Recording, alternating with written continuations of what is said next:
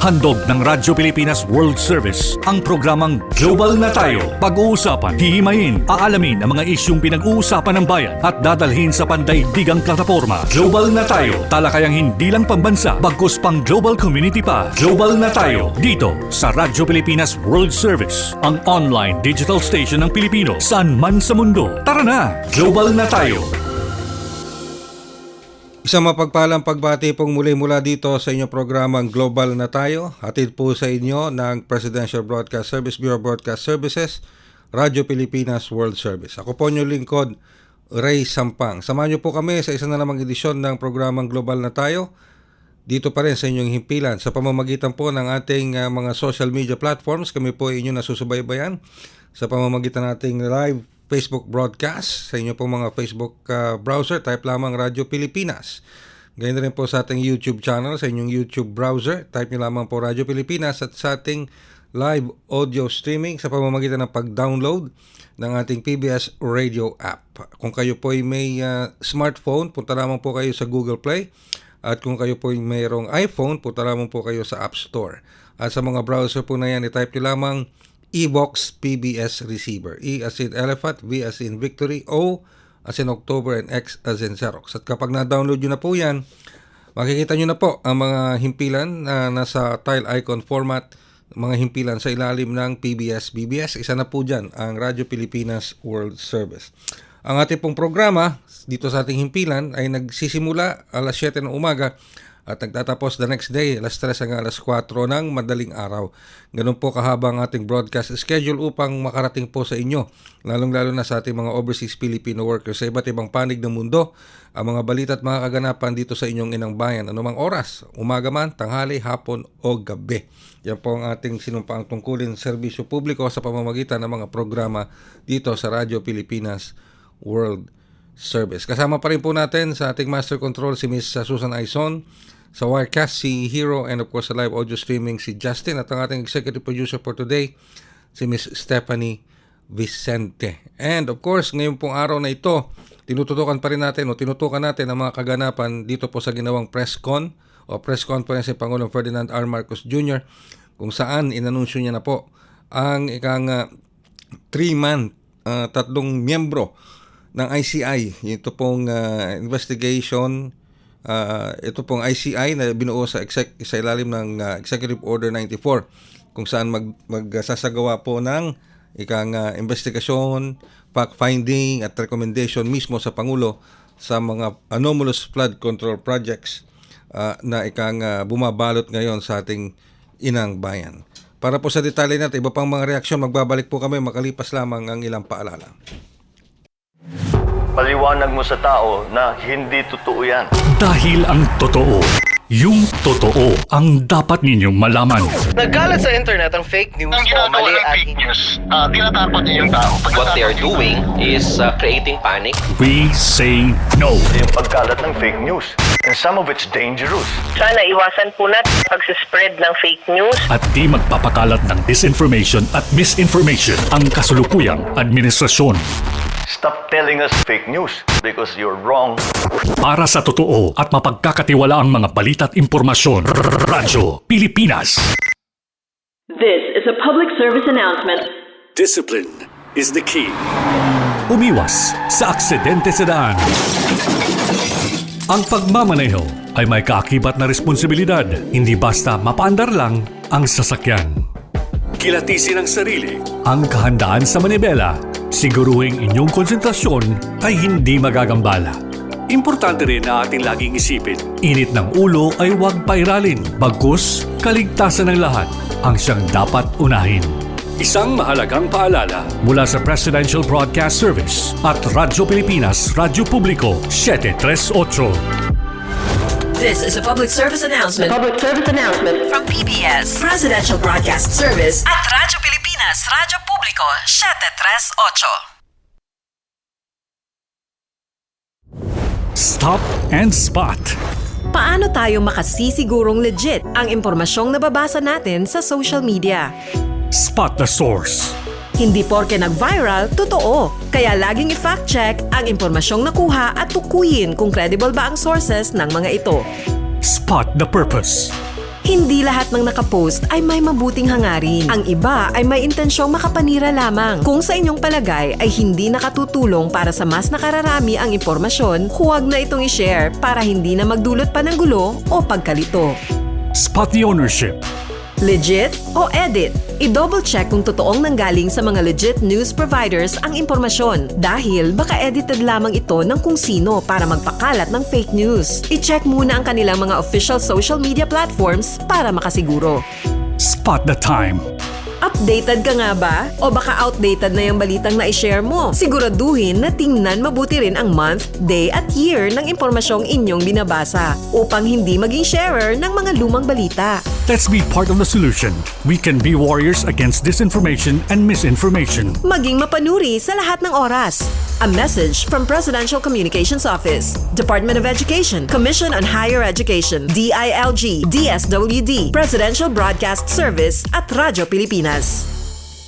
Kayo po ay patuloy na sumusubaybay sa programang Global na Tayo dito pa rin po sa inyong himpilang Radyo Pilipinas World Service. Alright, tulad po na nabanggit natin, tinutukan natin ang pinakauling kaganapan dito sa Malacanang sa naging press conference po ng Pangulong Ferdinand R. Marcos Jr. kung saan binanggit na niya yung pangatlong miyembro ng ICI, created under Executive Order 94 o yung Independent Commission for Infrastructure.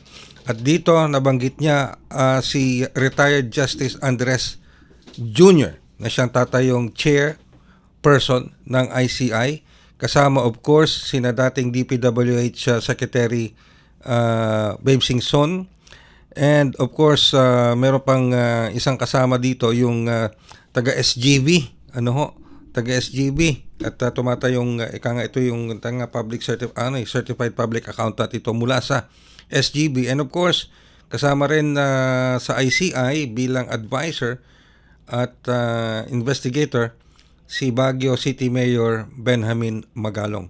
Ngayon, meron po mga group of lawyers at citizens kasi earlier nag-file ng petition sa writ of kalikasan sa Korte Suprema nung pong Thursday ito, nung September 11.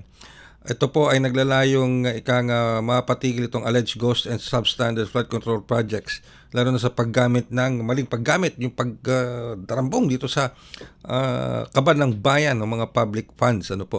At dito po makakasama natin, of course, ang ating resource person for today regarding this nag-file ng petition for writ of kalikasan, and of course ang reaction na rin nila dito sa pagkakabuo ng 3-man member ng ICI. Walang iba kundi ang ating attorney Ariel Inton, of course resource person para sa ating Lawyers for Commuter Safety and Protection. Magandang umaga po, Attorney Inton. Si Ray Sampang po ito sa programang Global na Tayo.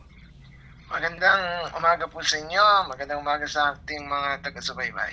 Alright, napatawag po kami, Attorney Inton, dahil po dito unang-una, kunin po muna namin ang reaction ninyo. At kanina lamang po mga 8:45 or 9 ng umaga, binanggit na ni Pangulong Marcos Jr. yung ikatlong miyembro ng ICI na si retired Justice Andres Reyes na siyang bubuo dito sa 3-man o 3 miyembro ng ICI. Siya rin ang mag-chair nito. Ano po ang reaction nyo dito at ano pong inaasahan ninyo mula sa ICI ngayon? But inaasahan natin ang patas na fact-finding commission na matukoy nila kung sino yung mga dapat idemanda, sino dapat managot, at wala silang sasantuin, kung sino man yung dapat na sa kanilang investigasyon ilalabas na sangkot dito sa hindi lang dito sa flood control project anomaly, kundi sa lahat ng infrastructure na rin, because the commission is an independent infrastructure commission. So mukhang lalahatin nila. At I would also see na aside from those na banggit commission, they would need people, siguro they will bring about a lot, mga lawyers, accountants, engineers, para tumulong po sa investigasyon. So nire-reserva po natin ang anuman comment dyan. We are hopeful na maging maayos yung investigasyon, pero titinan po natin. So, sa ngayon, we reserve our comment. Alright.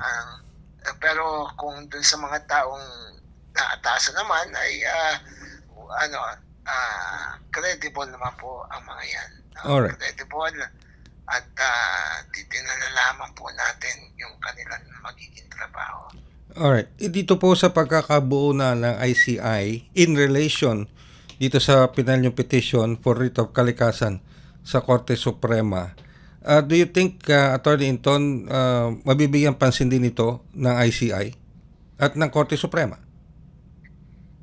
Opo, sana po ay mabigyan po ito ng pansin dahil alam niyo ganito po, no, para maging madali po mapaliwanag, no.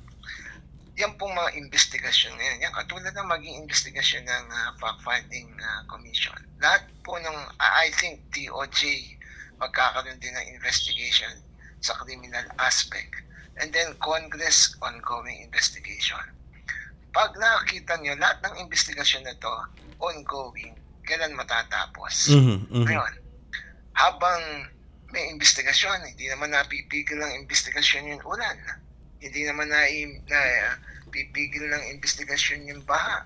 So, do we have to wait na hanggang matapos to ay saka lang kung mayroong mananagot, magpa-file pa ng mga kaso yan, criminal cases, opo. proseso.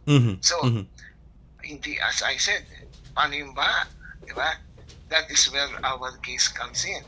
Sa writ of kalikasan na kaso, ang aming pong hinihingi dito ay itong mga involved na dapat ay constitutionally mandated sila, no, na pangalagaan yung kalikasan, demanding that they cease harmful environmental activities and to take action to restore the ecology, restoration, ay pwede pong ang mangyari dyan, okay, sige, may investigasyon kayo, pero restore niyo muna. Bakit? Bayad na yan eh. Wala pa, ito po sa mas madaling salita, back job to eh. Okay, no? yeah, oo. Kapag may sasakyan kayong pinagawa at hindi kayo masaya sa yan, o kaya bahay na pinagawa at hindi di ba pinapa-back job nyo? Hindi na pinabayaran yun. Bakit? Hanggat hindi nila maayos. Kasi ang mangyayari po dito, no, kapag ka hindi naman assuming magkakaroon na naman ng appropriation, tayo ba nakakasiguro na doon sa mga uupo in the future ay walang mga mangyayaring ganito? So, yun po ang amin okay tayo mag-imbestiga, okay tayo dyan, panagutin lahat yan, pero hindi natin mapipigil yung ulan at bahay. So, kaya kailangan immediately i-restore natin yan. Yung mga dapat na gawin, yung flood control program, national flood control program, yung mga dapat na linilinis na estero, lahat yan mandated by the Constitution na pangalagaan ng environment. Yan po ang aming pong demanda. Okay. So tama. So basically ma-refund, makuha, maisole sa kaban ng bayan yung mga pondong ito. Well, ito without prejudice sa mga criminal cases, no? Siyempre pag may criminal case, may civil liability yan, gano'n. Sa amin, yung restore, gawin nyo yan kasi hindi porke na ginagawa nyo yan o nire-restore natin yung dapat nyo gawin. Kung kunyari, ghost project, wala talagang ginawa at tapos gagawin yan, hindi ibig sabihin wala na kayong criminal liability. Siyempre meron. Pero dapat nilang gawin without any cost from the government. Bakit? Nakuha na nyo yung pera eh. Kung nakuha na nyo yung pera at ninakaw ng mga ilan yan, hindi kasalanan ng mga taxpayers. Yes. Diba? Yes. Oo. Ibig ba sabihin, billion na naman ang ating i-appropriate. In fact, kung hindi nagkabistuhan dito, sa 2025 budget, meron na naman. Di ba? Marami na namang insertion. Nagkabistuhan lang. Di ba? Nagkabistuhan lang talaga. Naramdaman ng tao, teka, mukha yatang hindi na normal tong experience namin sa baha. Kung hindi nagkabistuhan, dulusot na naman yun sa 2026 budget yun, appropriation para sa sa flood control program, at yung mga insertion mangyayari na naman yan. Di ba? Kaya buti na lang ay nagising na ang taong bayan. Pero kung hindi, lulusot na naman yung ilang taon na nangyayari yan. Di ba? Oo nga po. So, yun ang aming punto dito. Na ayos lahat yan, demanda niyo yan, ganyan, okay lahat yan. Pero in the meantime, titiisin lang ba ng tao yung baha? Dapat may immediate na... May immediate action, may immediate na makita kagad ng taong bayan. Na immediate action na yan should not be at the expense of taxpayers' money again. No? Kailangan nating pagawa sa kanila yan dahil nakuha na nila yung pera. That's true. Totoo naman po yun. Talaga Yun namang... po ang aming puntos niyan. Kasi yun talaga yung sa tingin ko, Attorney Inton, dalawa lang naman talaga binabantay ng taong bayan dyan. May managot, may makulong, at may isoli yung perang ninakaw sa kaban ng bayan. Ano po? Ayan. Alright. Well, maraming salamat po, Attorney Inton, sa oras na pinagkaloob nyo sa amin. Maraming salamat po. Maraming salamat. Ang ating pong attorney, of course, Attorney Ariel Inton, spokesperson ng ating Lawyers for Commuter Safety and Protection. Magbabalik po kami makalipas ang ilang paalala. Huy! Nabiktima ka na ba ng fake news sa panahon ng digital media? Learn how to spot fake news. Check the source. Kung di legit, dapat magduda. Check the purpose. Informative? Or troll post at clickbait lang? Check the ownership. Mapagkakatiwalaan ba ang pinagkukuhanan nito? Check the time and date. Baka naman outdated na yung news na yan, ha? SPOT. Together, let's spot fake news. Tiyakin ang katotohanan, fake news ay labanan. A friendly message from PCO, DepEd, CHED, DSWD, DILG, PBS at Radyo Pilipinas. Alright, kayo po patuloy na sumusubaybay sa programang Global na Tayo, at matapos ang ating panayam kay Attorney Inton, spokesperson po ng Lawyers for Commuter Safety and Protection, dumako naman tayo dito. Meron pa hong ibang aktibidad ng Pangulong Ferdinand R. Marcos Jr. ngayong araw na ito ng Lunes, matapos ang press conference kanina sa Malacanang. Ang Pangulong Marcos po ay pinangunahan ng inauguration at awarding ng mga bagong house and lot units dito sa San Pablo, Laguna. Narito po naging pangunguna ni Pangulong Marcos Jr. sa nasabing event. Mula sa Presidential Communications Office at Radyo Pilipinas, ito ang Presidential Live Event. Presidential Live Event.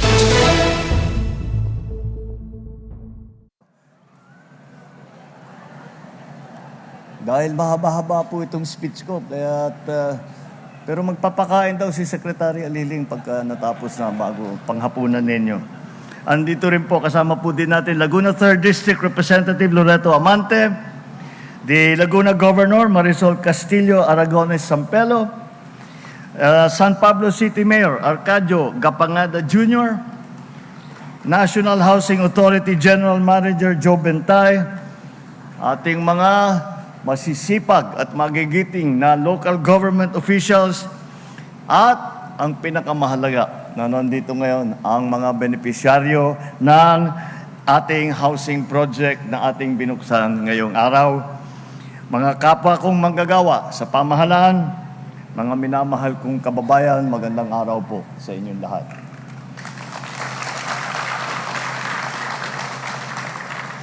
Talaga po, kahit medyo maulap ng kaunti, napakaganda pa rin po ng araw na ito. Dahil kasama ng pagbubukas ng mga pintuan sa bagong tahanan ay ang bagong pag-asa para sa napakaraming pamilya. Sa inyong bahay, may ligtas kayong masisilungan at tahanang mapupuno ng masayang alaala. Kasama ang DOTR, NHA, lokal na pamahalaan ng lungsod ng San Pablo, matagumpay nating naipatayo ang St. Bart's Southville Heights Housing Project. Sabi ko nga sa kanila, St. Bart's. Napaka-social pala nung pangalan. Kasi pala Barangay San Bartolome ito. Hindi, kunwari, parang para yung St. Bart's, sikat na lugar yan eh. Kaya pagagandahin natin itong lugar na ito, kagaya ng St. Bart's na kinikilala sa buong mundo. Bahagi ito ng mas malawak na programa ng gobyerno na magtayo ng bagong tahanan para sa mga pamilya na naapektuhan ng Philippine National Railway South Long Haul Project. Ang proyektong ito ay may mahigit 1,000 housing unit, 1,000 siyam na po at siyam. Tama ba? Oo, 1,099. Ang mga benepisyaryo ng proyektong ito ay mga informal settlers na dating nakatira sa kahabaan ng release ng tren. At ngayon, masaya natin pinagdiriwang na may mas ligtas, mas maayos na tahanan na meron kayong mauuwian na. Ito po ang ating layunin. Kasabay ng pagpapaunlad natin sa infrastruktura ay ang pagginhawa ng buhay ng ating mga kababayan. Walang iniiwan, walang sinasantabi, at walang pinababayaan. Yan ang prinsipyo ng ating pambansang pabahay para sa Filipino Housing Program. Pabahay na may dignidad. Kaya dito sa St. Bart's ay hindi lang basta pabahay. Hangad natin bumuo ng komunidad na may maayos na tirahan at kumpletong pasilidad. Sa ganitong sistema, mabibigay natin ang mas maginhawa, mas maunlad, mas komportableng pamumuhay para sa bawat pamilya. Magkakaroon ito ng elementary school building para sa inyong mga anak. Magtatayo rin ng multi-purpose covered court para sa pagtitipon, gaya ng sports events, iba pang mga aktibidad. Magkakaroon din tayo ng health center, daycare center, tricycle terminal, at pamilihan. Kukumplituhin po natin. Dahil po, ang aming iniisip, dati, ang pagka-sinabi housing project, iniisip lang magtayo ng bahay. Nakita naman namin sa tagal ng panahon na hindi sapat na basta't bahay lang ang itatayo natin. Saan papasok sa eskwela yung mga bata? Saan mamimili saan ang palengke para mamili ng gamit na kinakailangan? Yun, kailangan yun. Pati pinag-uusapan, pati simbahan, saan magsisimba? Tapos, yung may part, meron magkukusan. Pag may birthday party, pagka may barangay event, meron silang pagtitipunan. Kaya po, pagka sinabi natin housing project, hindi lang po ibig sabihin ay may bahay. Ibig sabihin, isang buong komunidad ang ating binubuo. Kukumplituhin ng gobyerno ang lahat ng mga pasilidad na magbibigay ginhawa at magpapatatag sa inyong bagong komunidad. At para masiguro na tuloy-tuloy ang serbisyo ng pamahalaan sa sektor ng pabahay, dinagdaan ko ang Republic Act No. 12216 o National Housing Authority Act nitong nakaraang Mayo. Sa ilalim po nito, magpapatuloy ang paghahatid ng NHA ng pabahay sa susunod pang 25 taon. Dahil dito, mas maraming tahanan ang maitatayo, mas marami pang pamilya ang matutulungan, at mas maraming buhay ang magbabago. Ang pangarap at trabaho natin ay hindi natatapos sa isang proyekto. Kaya naman, inaasahan ko ang lahat ng ahensya ng pamahalaan na magtulungan sa proyektong ito na bantayan at panatilihin ang kahusayan ng ating nagawa at maayos dito sa St. Bart's at sa iba pang mga housing project na sinisimulan natin. At sa ating mga minamahal na beneficiary, ngayon ay simula na ng bagong yugto ng inyong buhay. Yugto ng pag-asa, pagbangon at pagbabago. May tahanan na po kayong matatawag ninyong sarili ninyo, pag-aari ninyo. Kaya ang pakiusap na lang sa inyo, alagaan naman ninyo ang mga tahanang ito at mahalin ninyo ang inyong komunidad. Magtulungan at pairalin ang malasakit sa bawat isa. Panatilihing malinis, ligtas at maayos ang St. Bart's. Patunayan ninyo na kayo ay ang mga bagong Pilipino. Pilipinong disiplinado, mahusay, at may pagmamahal sa bayan. Kaya naman, napakagandang masabi ko, welcome home. Maraming salamat po sa inyo lahat. Mabuhay po kayong lahat. Mabuhay ang bagong Pilipinas. Magandang tanghali po sa inyo lahat. Inyo pong napakinggan ang naging talumpati ni Pangulong Ferdinand R. Marcos Jr. sa inauguration at awarding ng bagong house and lot unit sa may St. Bart's, Southville Heights sa may San Pablo, Laguna. At sa pamamagitan po niyang talumpati na yan ng Pangulong Marcos Jr., tayo po ay magpipilit na ng isa pang edisyon ng programang Global na Tayo. Sa ngalan po ng ating Global na Tayo team, and of course, sa ngalan na rin ng ating executive producer si Ms.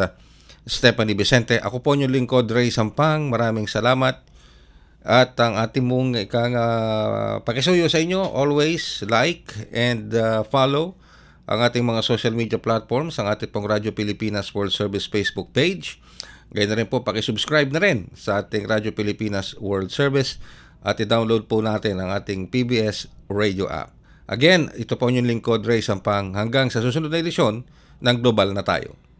Handog ng Radyo Pilipinas World Service ang programang Global na Tayo. Pag-uusapan, hihimayin, aalamin ang mga isyung pinag-uusapan ng bayan at dadalhin sa pandaigdigang plataforma. Global na Tayo, talakayang hindi lang pambansa, bagkus pang global community pa. Global na Tayo, dito sa Radyo Pilipinas World Service, ang online digital station ng Pilipino saan man sa mundo. Tara na, Global na Tayo.